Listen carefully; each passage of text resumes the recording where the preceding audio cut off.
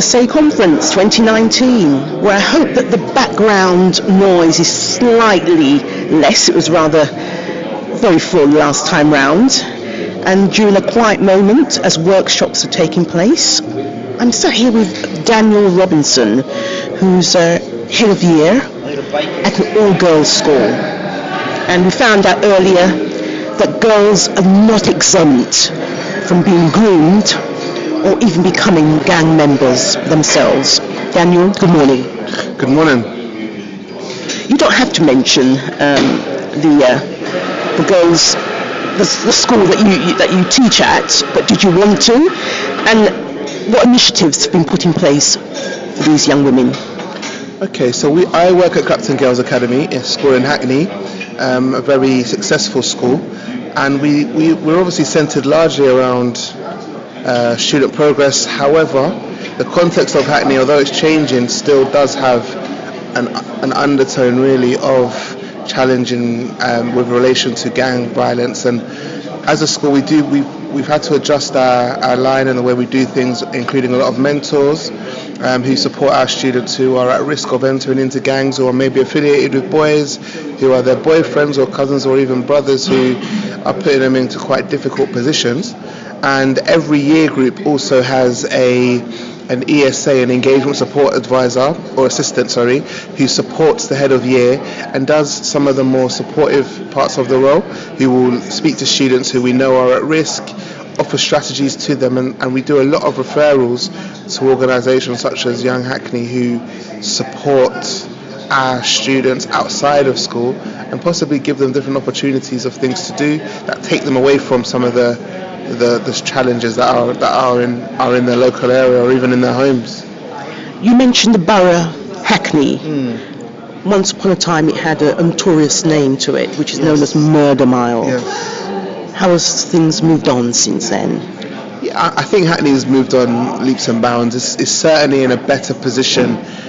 I think something that Hackney has done is it's redirected a lot of funds to the schools, and the schools are actually really successful academically in the area, which, offering opportunities to students is one sure way of helping them to avoid challenges as they go through life, particularly as they get older and they move out of their areas or they go off to college and university in different parts of London or even the UK. So it's moved on quite significantly in that sense. I think there are still people in the community who are involved in this, and with the gentrification and all the new coffee shops and all these sorts of things popping up, we can often believe that it's all gone, but certainly it's not. And actually, with some of the more affluent children and people who maybe have a bigger reliance or addiction to drugs, there's a lot more turf to be sought after and more people that can be exploited who don't always understand how things are happening. So it's moved on quite considerably, but there are certainly still challenges, and actually new challenges as different communities are moving in.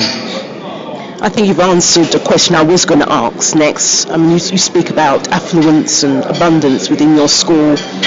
Any obstacles? Yeah, because there are people who live in the area who do not understand other people who live in their area. So, if you look at, say, Hackney with Victoria Park, very affluent area, those children might come to a school or go to the same school in Hackney as people from a very challenging estate. And those parents from both communities communicate in very different ways. Consequently, parenting happens differently, and people in those areas, or the children might not have as good of an understanding. So there's been examples in another school where, really a girl from a really affluent background was holding on to drugs and weapons from, a gang member who she'd met at a party of her friends, who came from a different community, although they lived very near to each other. So that brings challenges in itself.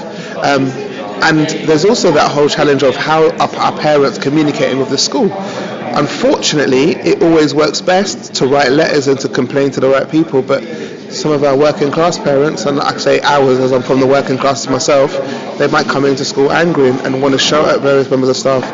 But that's possibly a different tactic which is not as effective as knowing how to communicate and get what your child's entitled to. And there's this disconnect at times with parents and the amount of time they have to engage with the school, which is always in their child's interest. You came on board as not a teacher, but as someone helping out with the social media or public relations. Yeah. good advice, how to best promote an event such as this? I always think of it as how can I say the same thing which is really important in different ways, and I think that is the angle you've got to come at. How can I keep sharing crucial information about my event, what we're trying to achieve and why in different ways. And I think using social media is one tactic that is really important. It's also important to know your target market and who it is that you're trying to get your message across to, and again, why that group, and trying to incorporate elements that people find useful. So for example, we've got various speakers at our event.